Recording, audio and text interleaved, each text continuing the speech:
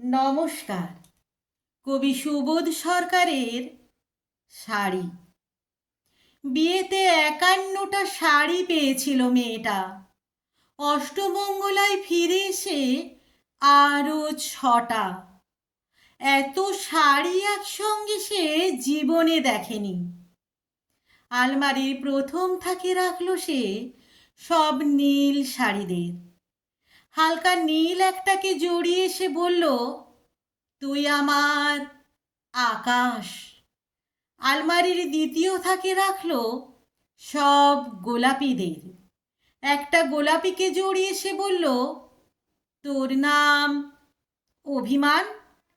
তৃতীয় থাকে ৩টে ময়ূর, যেন ৩ দিক থেকে ছুটে আসা সুখ। তেজপাতা রং যে শাড়িটার, তার নাম দিল বিষাদ। সারা বছর সে শুধু শাড়ি উপহার পেল। এত শাড়ি জীবনে সে কি করে পরবে? কিন্তু বছর যেতে না যেতেই ঘটে গেল সেই ঘটনাটা। সন্ধির মুখে মেয়েটি বেরিয়েছিল স্বামীর সঙ্গে চাইনিজ খেতে। কাপড়ে মুখ বাঁধা ৩টি ছেলে এসে দাঁড়ালো।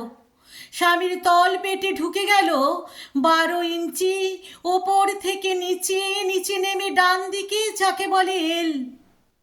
পড়ে রইল খাবার। চিলিফিশ থেকে তখনও ধোঁয়া উঠছে। এর নাম রাজনীতি বলেছিল পাড়ার লোকেরা। বিয়েতে ৫১টা শাড়ি পেয়েছিল মেয়েটা।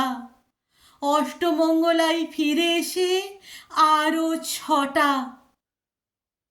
একদিন দুপুরে শাশুড়ি যখন ঘুমিয়ে, সে তার সমস্ত শাড়ি বের করে ৬তলার বারান্দা থেকে উড়িয়ে দিল নিচের পৃথিবীতে। শাশুড়ি পরিয়ে দিয়েছে তাকে সাদা থান। ১৯ বছরের একটা মেয়ে, সে একা। কিন্তু সেই সাদা থানও এক ঝটকায় খুলে নিল ৩জন পাড়ার মোড়ে। একটি সদ্য নগ্ন বিধবা মেয়ে দৌড়াচ্ছে আর চিৎকার করছে, বাঁচাও বাঁচাও বাঁচাও। পেছনে ৩জনের সে কি উল্লাস! নির্বাক পাড়ার লোকেরা। বিয়েতে ৫১টা শাড়ি পেয়েছিল মেয়েটা।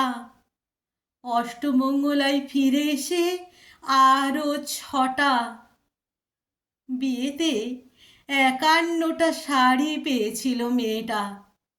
নমস্কার।